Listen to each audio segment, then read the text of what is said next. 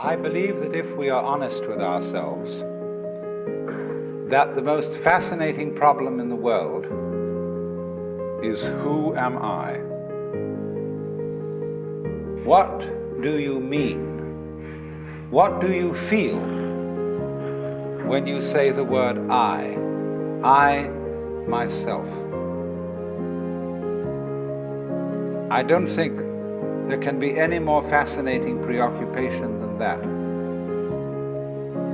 because it's so mysterious, it's so elusive.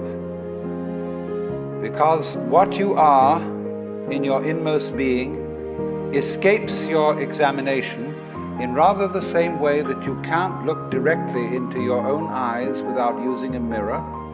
You can't bite your own teeth, and you can't touch the tip of this finger with the tip of this finger.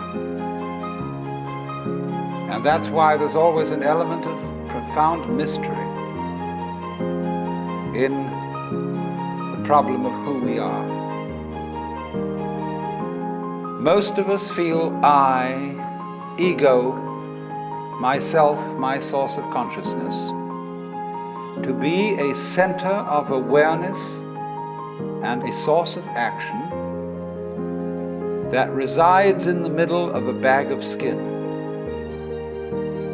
And so we have what I have called the conception of ourselves as a skin-encapsulated ego.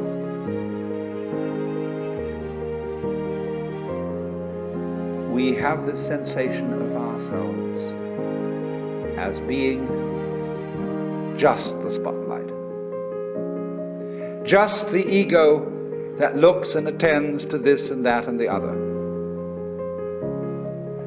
And so we ignore and are unaware of the vast, vast extent of our being. That which you really are, fundamentally and forever, is the whole of being. All that there is, the works, that's you.